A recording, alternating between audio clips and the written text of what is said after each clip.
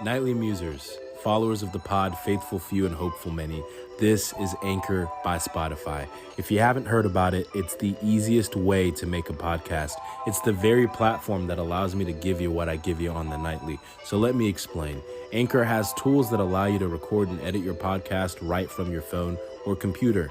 And it gives you the ability to distribute your podcast on listening platforms like Spotify, Apple Podcasts, and so much more. It's everything you need to make a podcast in one place. And best of all, Anchor is totally FREE free. So here's where you come in. Download the Anchor app or go to anchor.fm to get started. That is ANCHOR.fm to get started. Thank you very much. Peace.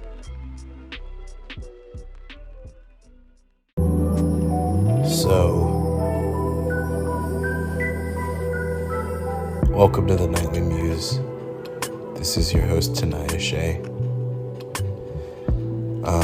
Shout out Lowfly. And let's go. So,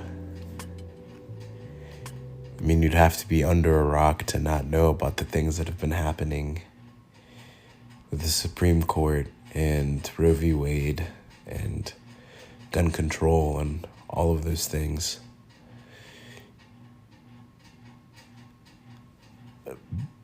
Before you get off the podcast because I'm talking about something political, relax.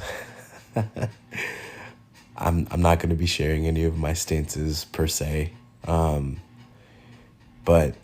I'm not going to be sharing my stances. I had some good conversations with people that I love, that I think know more than me faith-wise and like kind of health-wise as it pertains to abortion and the implications and all of these things. And I am going to share some of my thoughts.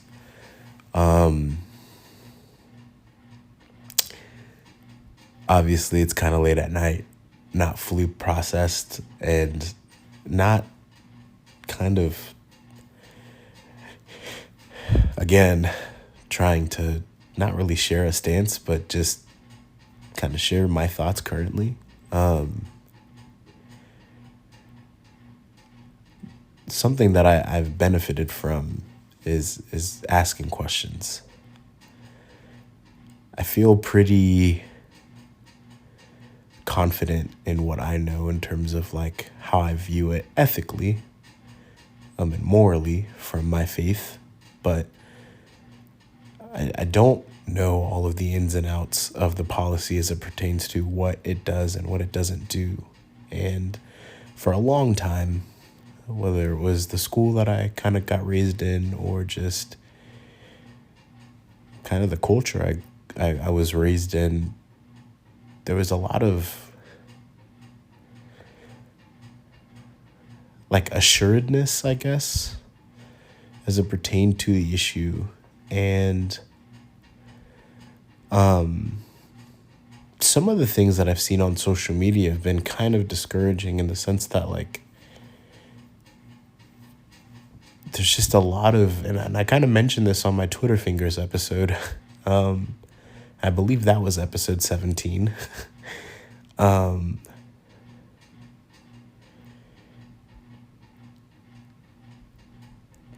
There's so much like dismissing that takes place. A lot of the arguments that I hear on, I guess, the right side are, obviously there's the different scenarios by which one would get an abortion and a lot of percentages about like when that actually happens, whether it's rape, that's such and such a percentage, and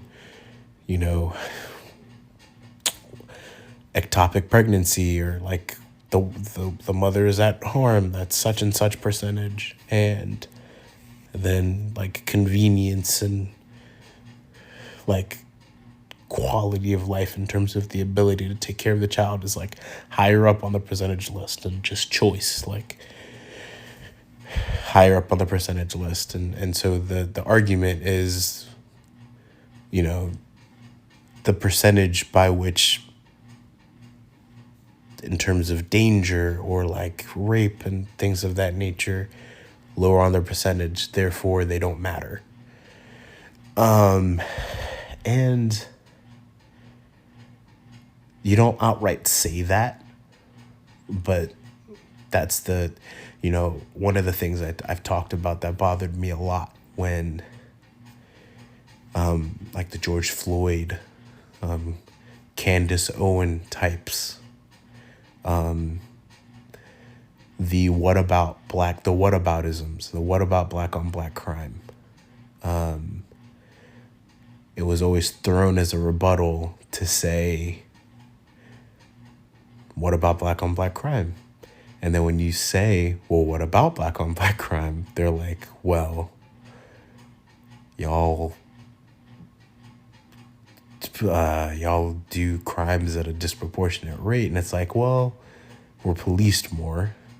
And then my question is, all right, well, do you think black people deserve to be treated like more aggressively by the police because of crime based off of a demographic? Because are you saying that black people are more prone to commit crime? Like, there's a lot of questions that I would ask based off of the initial whataboutism, and they'd be like, well, no, I'm not saying this. Well, then I'm like, all right, well, then what was the point of bringing that up? I'm not talking about black on black crime because this wasn't a black on black crime. And so in that instance, it was kind of like okay, I'm going to dismiss your point by saying your point doesn't matter because black people commit crimes on each other. Therefore, George Floyd deserved to be killed. So it's like, if you push there, then the question, so then like when I say, all right, so are you saying that those other instances don't matter because they're less on the percentage list? And then somebody would say, no.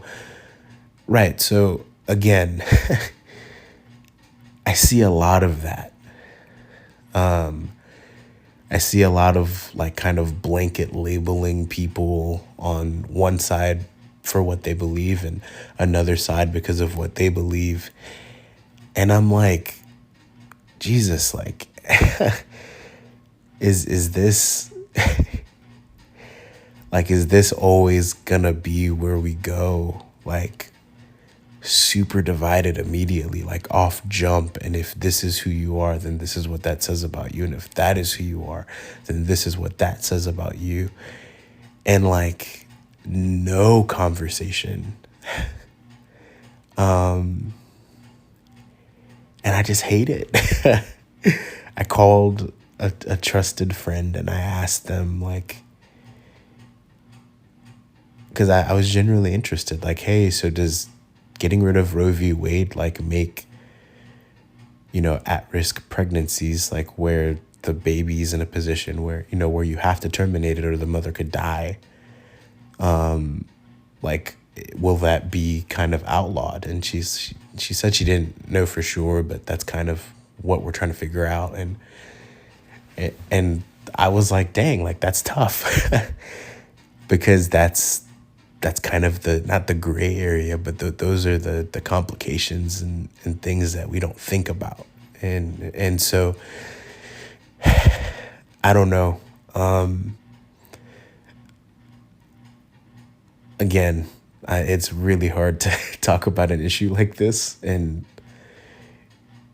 from the stance that I'm trying to kind of take it, which is I'm not here to kind of like to stoke fires. I'm just here to say, like, I learned so much from that conversation with her. I learned so much that I didn't know, even about pregnancies and things of that nature, because I'm not a girl. And so I don't know, I will never be in a position where a pregnancy could harm me, or my life. Like, I don't know what that's like. And so these are the questions that I have because I'm ignorant and I want to be educated. And I want to, like, I just think even in like the racial conversations that I had, like, I always would find myself kind of like wrestling between, like, I'd see somebody comment on something I said, or they would say something that I completely disagreed with, and it would infuriate me. But I had to like face the music and be like, okay, Kennedy, am I gonna block them? Am I gonna unfriend them? Am I gonna just, tell them to F off? And like, am I gonna do that, or am I going to engage, knowing that they're gonna say things I don't agree with, but like engage to gain understanding, to try to reach a common ground, not to lord them to my opinion, or my belief, but to just express, like, hey, this is what I mean when I say this, and I would love to know what you mean when you say that. And sometimes when you force somebody to explain themselves, like, they realize that what they believe is wrong, or they may be open to hearing what you say so that they can learn. Like, a lot of time, a lot of the time, I feel like what I'm seeing is this, like, there's somebody will say something and it becomes totally inaccessible to the other person on the other side, and the other person will do the same thing. So we just keep building these mile high walls that are impenetrable because our beliefs are real and they can be valid, but it doesn't allow for conversation. And I just am a firm believer that healing happens when conversations happen, when you learn from people with different viewpoints. And yes, sometimes that means that it's a viewpoint that may not line up with your faith values, but it at least allows you to learn how to, like, love and engage with the world, the people that are around you, that we're called to serve and called to love, called to pursue. Like, I mean, the Great Commission, right? Like, we are called to people that probably have viewpoints that we do not like or agree with, because they don't ascribe to the faith that we have as Christians. So what do? I mean, if we're building these walls, like, how are we going to actually reach out to these people? How are we going to engage with the world that doesn't agree with the things that we may believe in as Christians, if we've got these walls that are impenetrable? Like, what are we going to do? How are we going to be successful in the one directive God's given us as it pertains to how to react or interact with the world? Right? There's guidelines, right? There's the be in but not of, right? There's all of these things that we have to remember, but we still have to interact with them. And so I guess what I'm trying to say in this episode is, like, I want to do less of, like, setting my stance and more asking questions, more like education and less stonewalling, more bridges and less walls. I'm not trying to be the bridge, but I do want to build them and learn so that I can be a better Christian to those that may not agree with me about everything, so that I can be a better brother, so that I can be a better friend, so that I can be a better human. And I hope that that's something that connects with everyone, no matter what side of the Roe v. Wade discussion or the gun policy discussion you may find yourself in.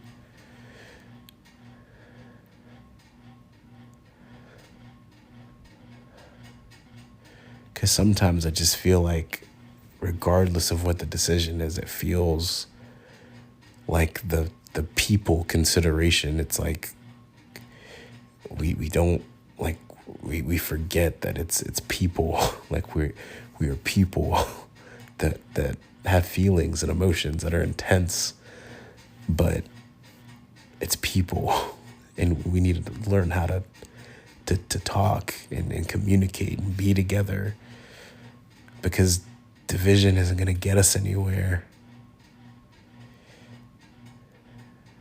We're not always going to be totally unified on everything, but what can we do to make those attachments, those bridges, in the places that we can, so that we can learn, grow, and change in the ways that God may be intending us to, for the sake of the world and for the sake of our own hearts. That's what I'm learning, and that's pretty much all I'm going to say on this. Unless I have a guest, which may happen. But if you want to actually have a conversation with me about it, if you know me, then you can text me. If you don't know me, but you know the pod, it's thenightlymusepod@gmail.com. Shout out Lowfly for the music. Shout out y'all for listening to this. And love better, ask questions, have conversations, not debates. Peace.